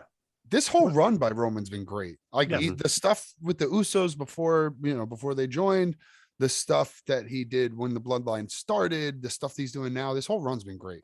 Sami Zayn, Sami Zayn Sami- the honorary Oos. Sami Zayn's Sami- always entertaining. Sammy, I think his job is to just, hey, can you go get everyone a break live on TV? Just Basically, remember, Sami Zayn is 'Cause the Andre at the first- Giant of our era. at So- first it was kind of like, this is true. At first it was kind of like, you're forcing something that's just kind of weird, but man, did he make it fucking work. Also, I'm still waiting for the payoff when him and Kevin Owens take the tag titles from. Well, that's why I feel like that's where it is heading. But Yes, but we don't know that yet. I hope so. But it's funny how it started, because then you would read like Sami Zayn was wrestling like Drew McIntyre, just doing like the Roman Reigns move set on house shows, things like that. And listen, shit works, and they're clearly telling a great story. But the bloodline, for as long as they've been around, like they have to be in this conversation as far as like dominant factions, because they don't have like the IC or US title, but I mean, for what that group is, they have all the gold. Yeah, Honestly, keep in uh, mind they keep- just pulled up Solo Solo- Sikoa. yeah, exactly. I was Oh, about that's to right. get to that. And he won the NXT North American title right after he was called up. Mhm. That's true. So Then they technically made they made him vacant it, so he didn't Right. even lose that shit. that's true. So technically they did have all the gold. So Not that well. could definitely be your future mid card title guy, though. Now that they For sure. have brought him up. For sure. So, but and again, I don't know what the end game is with it. I don't know if the whole thing implodes at some point, but for the run that they've had, they got to be in the conversation for one of the best factions of this decade. Absolutely. I think it's no question. Yeah, 100%. You know, as Plus far as who- factions go in WWE, since that's really what we focused on today, I don't know what else compares, especially in the last couple of years. As far as factions go, Hurt Business, but they didn't have a long run. But other than that, I No. can't really think of anything. But No, they nothing like this. Nothing. the Yeah, thing- honestly, Undisputed Era in NXT is the only thing close. Yeah, and you know that and In each their run instance- kind of ended when the Bloodline began. Yeah. And you know, in each instance, when the Usos drop the tag titles and Roman is defeated for the world heavyweight titles, that the roof is just gonna Yeah, Oh yeah. fly away about 10 we've- miles. Like I mean, I we've- said, man, we've- that's like the reason why I watch pay-per-views is to Mhm. see if Roman's Mhm. gonna walk out with the belt sometimes. You know what I mean? Like yeah. Let me ask you guys something. When do you think he drops it? I hope it's never. Like I hope. he's dropping it to Logan Paul. Oh fuck, you're right. Sorry. No, yeah. In 3 weeks. And I think he's either gonna drop it. so the Chris Yes. Lupos. So I love you, Chris, but so the Chris Lupos of the world can go, why is this Logan Paul winning the title? He didn't even do anything. So I think he's gonna Love you, drop Chris. it Love you, either. buddy. He's not even good. He just cheats. He just cheats. He's either gonna drop it SummerSlam 2023 because they're gonna do Rock and Roman, and he's not gonna drop the title to Rock. No, Rock's not getting the belt again. No, not again. Or I honestly at this point, if it's not, Are they going to that's- do Rock and Roman Reigns? they're gonna find a way I to feel make like there's it happen. something with like some insurance on the Rock. Yeah, I feel like. maybe- But the I feel thing like, is, I, feel I like we feel brought this up, but I personally Mhm. think Rock is at the point where he is the biggest star in the world. He could be like, "Fuck you, I'm doing this yeah, match." True. It's true. I'd say Rock. Worst probably should pick case- his own projects, but you never know though. If he's like filming movies around that time, he might be contracted not to be able to do it. You know what I mean? So it all kind of depends on what's going on. I think at that moment. Because if it's not that, okay, let me put it this way: if he doesn't face The Rock at WrestleMania this year, Cody Rhodes is making a surprise return, the Rumble, winning it. He wins this year. If he doesn't, if Rock does come back for a match, it's either going to be SummerSlam 2023, or I'm going to go ahead and say the following WrestleMania. Hmm. He's going to have a old school Hulk Hogan title reign. That would be impressive. I mean, people are going to get sick of it and people are going to shit on it. Probably. But at the end of the day, like I said, it's going to keep drawing me in. Mhm. So at the end of the day, you're winning, right? WWE, that's what they want, right? They want people to find out, like, he's got to lose it this time. We got to watch this show. He's definitely going to lose it this time. You know what I I don't know, mean? man. People were pissed that he didn't beat Drew in Wales, but I'm like, I think it's perfect. No, he definitely. That could have gone either way for me. I love Drew McIntyre, and I would love to see him get a live audience run, since like we only really got COVID era run. Yeah. Drew. But I would love to see Drew get a run, but not yet. Roman's not done yet. Nope. Roman's painting his masterpiece right now, and he's just like it's almost like he's on like the third act of a symphony. It's just not finished yet, but he's working on it. The sonata's still going through its motions. Exactly. Yeah. Any other last comments we might have missed on, I guess, this decade? Is there any factions in general we might have missed? I know we've. Well, yeah. I mean, if we're talking, you want to quick fire like a bunch off, and we'll just give like quick reaction thought. Like I have Tyler, one. like, I have one immediately because I was thinking about it when I was. That's a good way to end the episode, boys. I think we'll just do a couple quick fire, fucking rapid thought, fucking shout them outs, and then we can wrap it up. Yeah, let me. I'm gonna go ahead and start now. I thought of this when I was looking up the Nexus with Wade Barrett. Remember the United Nations? Yes. Oh my God. Yeah. Didn't they get into a legit backstage fight with Nations, New Day? Excuse me. League of Nations. Yes, League of Nations. Didn't they get into a legit backstage fight with like New Day before their WrestleMania match? I don't. I heard something about that. Possible. Listen, you're talking with like Alberto Del Rio. It's exactly. Possible. Yeah. Can't stand that dude. No, he is not a good person. No. Yeah. But Sheamus, sorry, excuse me when I said Wade Barrett, King Barrett. So Sheamus, King Barrett, Rusev, Alberto Del Rio. Listen, not a bad group, but the shitty concept. Hey, we are all not from here, so let's be a team. Right. There's a lot of talent there, and they didn't know what to do with them together. Oh, by the way, just a quick this has nothing to do with this, but that by the way, from Extreme Rules, it just happened. If you get a chance to watch Imperium versus the Brawling Brutes from that pay-per-view, just fantastic street fight. But I was waiting for the typical USA chants, because fans, when there's any foreigners, will just throw out a USA chant, even if no one from America is involved.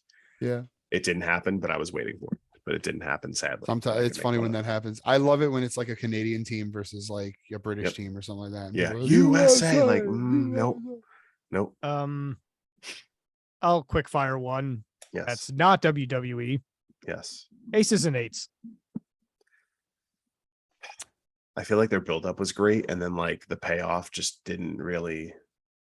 I like the reveal of Bully Ray as the leader.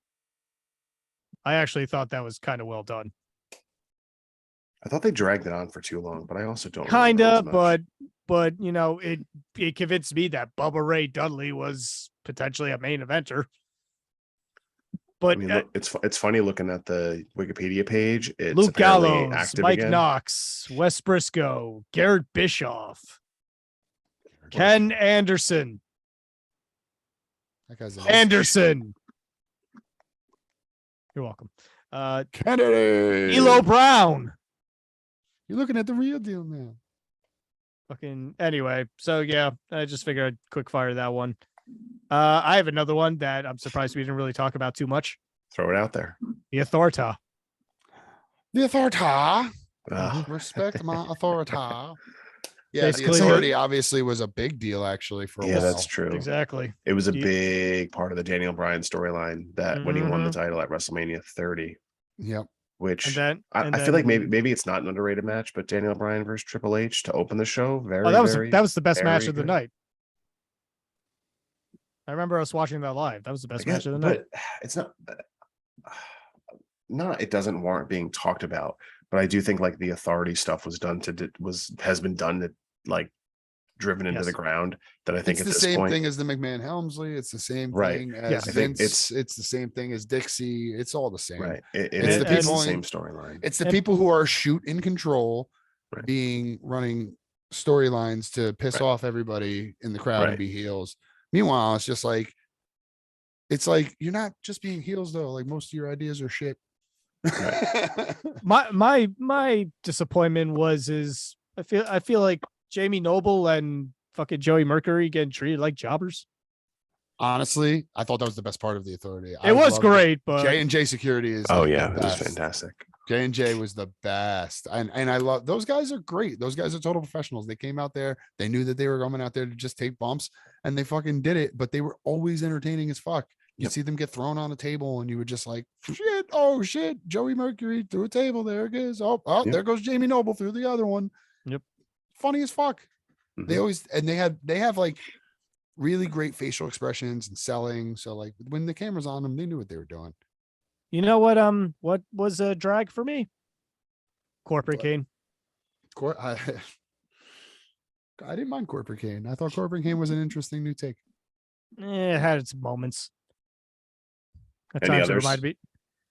Yeah. Quick Keep going. fire. Los Nobres, but I'll get into that in another recording. Gesundheit. Let's just mention them real quick. Bullet Club. Come on. No, yeah, and it's listen. you I gotta mean, talk about it, Bullet Club. we. Do I have kind of want to honorable get to an mention. extended. I want to give that an extended talk, even if it's just for maybe a bonus segment at some point. Yeah, we could do that, but Maybe we'll see. No promises, people. Bullet Club, obviously, biggest thing in Japan for a long time. Basically, just an NWO ripoff. Right. But like, well done. Like, Yeah. it's not like a cheesy ripoff or anything like that. They they're a bunch of foreigners. That's the first thing about Bullet Club is that they are Gaijin. the Gaijin, yes. So it's not, that Gaijin doesn't mean American. Gaijin doesn't mean Canadian. It doesn't mean Just white, means black, foreigner or from anything else. Japan. All it means is that they're not from Japan. So Mhm. Bullet Club, that's the main thing, is that they were all the Gaijin and they all came together. So obviously we talked earlier, the first team of the first iteration, whatever you want to call it, was Finn Balor, Machine Gun Carl Anderson, and Bad Luck Fale. And like as the years went on, you had Bullet Club, you had the Young Bucks come in with Kenny Omega and AJ Styles and all these other guys, and they turned into the biggest fucking merch sellers in New Japan history. Yep. And the rest and is it's- history, so to speak. And the thing is, it's spanning promotions. Oh, yeah. They're New Japan. They may as well be in AEW. They're in Right. Impact. Jay White basically in a promo made it sound like Gallows and Anderson returning to WWE was like, oh, we're infiltrating WWE now. Which nice way to cover them leaving all of a sudden. So, yeah, I mean, I think I that's feel- that's just a guy just talking like shit. Well, but- no, it was a promo. Like, it brought a live yeah, that's what I audience. mean. Like that's that's a gimmick fucking thing. But I thought it was kind of just a neat little. yeah, no, you're not wrong. Yeah, no. I mean, to me, it's also like, come on, open the forbidden door to WWE. Come on. maybe one day, but probably not. I mean, No. now is more likely than ever, That's true. but we're still probably not totally there yet. I know that because I'm a huge mark, I have a Bullet Club shirt, and I will tell you this. I know you were wearing it the other day when I was over. Yeah. Every time I wear said Bullet Club shirt out in public, somewhere, somebody will too sweet me at some point during the day. I could almost guarantee it. And it's so funny because like I've been walking around with friends before, and like I there's been times I was in Atlantic City. I remember just walking the boardwalk wearing my Bullet Club shirt. Some dude comes over, doesn't say a word to me, just throws up the too sweet, walks over. I too sweet him. He keeps walking. My friend Jesse's with me. She's just like, "Did you know that guy?" I was like, "No, I have no idea who that is." She's like, "Well, then what the hell was that?" And I was just like, "It's too sweet." Right. Like she had no idea what was going on.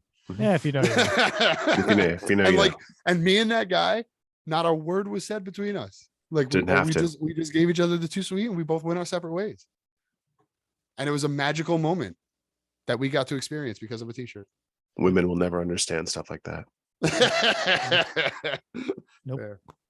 A million thoughts were processed between those two sets of hands in a millisecond. We shared all of our past memories. Yeah. Yep. Anyway, I would like to talk about have, Bull Club more at some point, but Yeah. I do have a couple more jobber factions I have to throw out there, and both involving Heath Slater, and I think you know what I'm gonna say. Three-man band. Heath Slater doing the whole Adam We Cole just gotta thing. we just gotta get Heath Slater a world title, and then every member of 3MB can then be former world champions. Yep. If I was being honest, I probably would have expected Heath to get there before Jinder, but or hoped at least. Right. And this, I might be in the unpopular opinion on this. I did not hate the Jinder Mahal run. No, I thought neither it was did I. again something new, something different, something unexpected, and I was very excited about it. I'll make one argument as to why people because this is the internet's like, they never listen to us, and it's because anytime they fucking do something different, you just shit on it. Yeah, that's why they don't listen to the internet. And all right, you don't want John well, Cena, no. Roman Reigns, or any other regular guys? Fuck it. You don't want Orton? We'll give it to Jinder because you guys all fucking have the memes. Don't hinder Jinder. Here, we'll give it to Jinder. Right. Oh, not Fuck that Jinder. way. We don't want Jinder. What exactly? Here's my Daniel Bryan said it best. Fickle. Thank you. But here's my thing. He totally killed Shinsuke Nakamura's momentum. Okay, so you're just being a vindictive mark. Then I just didn't like him in the ring at all, and every single promo and every single match was exactly the same. Generic matches. The fucking Bollywood boys or whatever they were called just run in towards the end. Those are hilarious. Get destroyed, and then Jinder just pops up with his finisher. And I mean, Randy Orton put them through a table like every week. I mean, when he dumped that one dude on his head and he just like looked at the camera and was just like, those are the best. Those are the best Randy Orton moments, by the way, when he's just like just himself, breaks character for a quick second. Yeah, right. And then the other one, Social Outcasts. Wait, hold on. Sorry, Social Outcasts. I don't remember who that is. Wait. No, that's the B You'll team. get there. You'll get there. I was going to say the B team, because I was going to say you're not far off. I mean, did it involve Bo Dallas? It did. Did it involve? Was it Bo and Heath? Was Heath involved? That's two of the four. What's his name? Kurt Henning's kid. Michael McGillicuddy. Michael McGillicuddy. What was his name at the time? Curtis Axel. Thank you. Curtis Axel. One more. Sorry. One more. I know this. Can they get it? Give me a hint. Can they get it? Hint. No, because I don't have a hint to give. It's going to be too obvious. Okay, hold on. I'm trying to remember who teamed with those guys. I got nothing.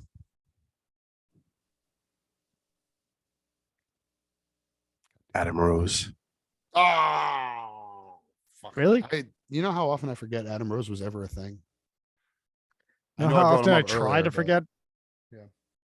He had a perfectly good gimmick with what's it called? With the Rosebuds, and they were tired of bringing 50 extra people into TV and house shows.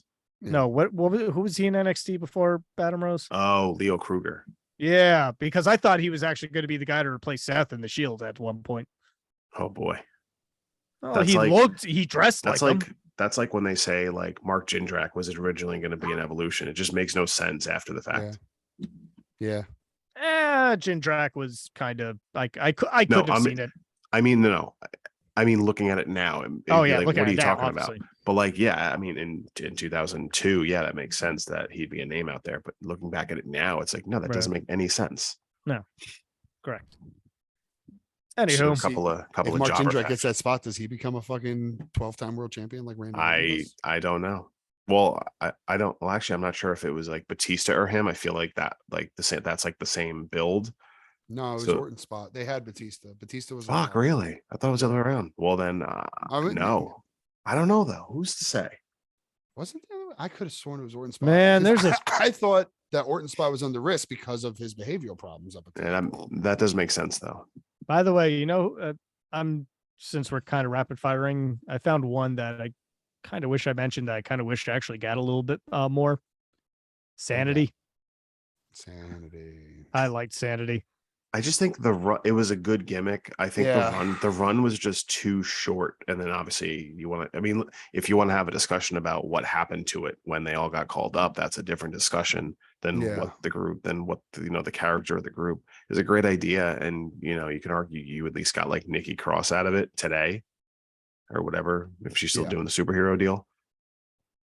But no, because nobody else from that Nikki group, Cross, by the way. no one else from the group is still employed, right? I liked Nikki Storm. Not by WWE. Other than Nikki, No, right. Cross, Nikki Cross, the only one still there, right? Yeah. Yeah. No, the group was great in NXT, but again, I think the run was short before they all got called up and then just destroyed. And then they just got flattened. Yeah. Right. So, it's certainly an honorable mention because they certainly their moments in NXT, but nothing further than that. I got another one. Matches for sure. I enjoyed. Excuse me. I enjoyed some of their matches in NXT, but like you said, once they got unfortunately, once they got called up, they just couldn't keep that steam rolling. Yeah. I got another rapid fire. Yeah. Immortal. Was that the TNA? Hogan TNA? Yep. Yeah, Yep. I don't know anything about it. I can't even comment. That more or less was Hulk Hogan, and the lead wrestler was Jeff Hardy. Jeff Hardy as a heel. Yes, feels weird. It was as weird as it sounds. And then like Fortune joined them. Oh, another one, Fortune. Well, you know what? We like teased it last week, and I'm just like, I can't remember any of this. Oh yeah, no, I'm just rapid firing. Like I said, fucking. What else you got? I feel like we're not missing much. The Miz Taraj. Who was in that? We just named two of them. B team. Go on. Sandow. Curtis Axel and the Bo Dallas. That was B-Team, was it? Okay, yeah, fair enough. The Kingdom, but I don't know a ton about the Kingdom. It's needless to say, the 4 factions we spent most of this episode talking about were the main ones warranted bringing up from the last decade plus. Sure. Obviously, we didn't get into what AEW's done. New Japan. They've done or New Japan, right? We obviously we don't have the time. Yeah, right. We don't have the time for it. But in WWE specifically, because that was the focus of this one, those 4 factions that were 5 that we really brought up, there's nobody better. They were few. I feel like you had a lot more quality in your factions and not like quantity this time around. Fair. As far as like what was good. Yeah, no, for sure. Definitely like WWE. I know like they don't really have a lot of factions. They're not big on that, like big group teams. And they always have. Probably should take a look at SmackDown right now. Well, I was gonna say like they weren't for a while, but okay, past tense, yes. Yeah, like now things are starting to grow. The era we're discussing on this, not at all. Yeah, that's what I'm saying. Like I feel like like 10 years ago it wasn't like that. Right. But they definitely seem to know how to run them right. At least on one level or the other. Maybe they can't get it right on both levels, like we were talking about Sanity. But like guys like the Wyatt family, the Shield, the Bloodline now. There's not a lot of complaints that I have for any of those, any of those booking decisions they had over the years. My biggest complaint about the Shield's booking decisions that they fucking broke them up, but you had to, you know what I mean? Like it's eventually those three, as we said before, were always going to be stars on their own. So you got to break them up. But honestly, that's the only complaint I ever had about that. And the fact that like Dean Ambrose had the US title for like a year and like never defended it. But other than that, like we've talked about that. Exactly. Yeah. Probably in the archives. Don't know where, but check mid-card titles. Mid-card titles. Oh yeah, good call. Yeah, go listen to that. with the four-time guest Chris D'Antonio. He'll be back soon. Oh yeah, probably. Yes. Chris, Well- if you're listening, just wait by the phone Right. Pretty much. right now. Expect a call. Yeah. We don't know when. Anything else, boys, or we I don't know. ready I to think throw a I bow think- on this son of a bitch? I think we could throw a bone this son I of a think we bitch. can. I think we can end it. No, this was good. This was good stuff. There's a lot. Listen, the firing up the old cock really. A lot Yeah, of I'm gonna go memories back down and there. watch that. I'm serious. That Wyatt Family versus Shield match. I want to go back and rewatch it now. So what Me year too. was that, Skylar? Help me out. Elimination Chamber of 14. There you go. What he said. I'm gonna go I'm, watch that I'm, later I'm gonna go tonight. watch the Shield versus Hell No and Ryback. I'm gonna watch that like I'm right gonna before I go watch to bed. both. You can. Yes. On the cock. mm, We are um, not affiliated with the cock. We're not, but where else are you We gonna watch? could all be this for the stuff? right price. Also, quick. This is very low. Which is very low. By the way, speaking of the cock, I also just want to say, quick side note: Pat McAfee is so good. He had a stable that was convincing. Is AJ Hawk Pat and McAfee's someone No, else? no, I'm not talking about that. But no, Pat he McAfee's had. the best. Well, Pat it was Pat McAfee's a fucking treasure. It was supposed to be Ridge Holland. Then he got injured. Oh, yeah. So he got the guy that injured the guy that he wanted, as he put it. What was it? Was it not Mustache Mountain? The other one. I don't know. Grizzly Young Vet said Pete Dunne. I want to say it was. No, maybe They had a War Games match against Undisputed Era. they did. That's right. Pat McAfee was in War Games. Okay, Yes. let's wrap it up. Go watch No, it. he was. Yeah, So let's you're be done. 100% right. But No, he was. Listen, follow all the socials. 6-Man Tag on Twitter, at 6-Man Tag Podcast on Instagram. Click the link tree in either of those bios for the Discord link. We haven't been active in there, but we got to be still join and start a conversation. Apple Podcasts, Spotify, YouTube, all that stuff's in the link tree in the bios of the Twitter and the Instagram. Hit all that stuff up. Subscribe, like, follow. If you're watching our faces, great. If you've lasted this long on YouTube, hit the like, leave us a comment, hit that subscribe button, leave the notifications on so you know anytime a video comes out. Again, follow, subscribe, Spotify, Apple, just so when these podcasts come out, which is every Friday at 7 a.m. on both of those platforms, it'll come right onto your phone, right on the homepage when the podcast is up for you to listen to. listen to our wonderful voices. Absolutely. Even though I feel like all of us have had We've some all been sort of sick this allergy. week, yeah. Exactly. So Yeah. I had to make use of the mute button this week. I'm Lot like of that. over it. You two are like going through it now. I'm on the other side of it now. But like, Yeah. yeah, we were all sick this fucking week. But listen, man, 'tis the season. It's fall. yep. Every year seasons change. I get Mm. sick. Mhm. Nothing new. Yep. But yeah, listen, Which is follow why all I'm of our- moving to a place without seasons. just heat. Dry Just heat though. Straight heat. All year Hey, round. I might move to a place that's just straight up cold. Fuck that. Give me the cold. Fuck that. Give me the shops on every corner. Mm, You don't think Vegas has shops on every corner? You're, I mean, yeah, but it's Anyway. hot. but it's hot. Love it. Love that. Anyway, Right. Anyway, get the rest of your guys' plugs out. All right. Well, hey, while you're at it, you want to listen to some music? Of course you do. Who doesn't want to listen to music? Check it out. The Paperweight Project. Logo's right behind me. Look for the little origami crane. That's that little guy behind me. SoundCloud, Instagram, Facebook, kind of, and YouTube. And YouTube obviously is where I'm going to be posting videos. I want to start, I want to shoot videos for a lot of the songs that I do.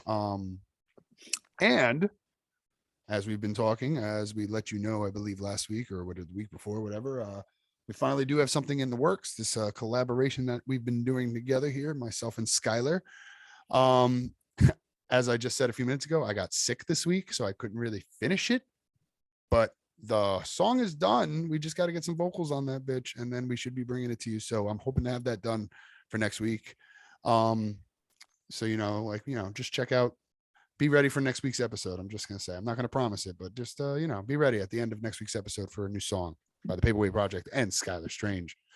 Now, Speaking of Skylar Strange, I'll just kind of interject by saying it's possible it could be at the end of this episode because it is coming out. I think I'm gonna go ahead and it's being recorded. I'm gonna give myself that extra cushion and say next one because we're gonna take some time and maybe shoot a video for it. So listen, that's fair. So even if the song's done like in the next few days or in the next week, I still think we should wait the week after to post it because that way we can get the video done too. It's not going to be on this. Don't expect it. Forget what I just said. You fucks. But, yeah, fucks.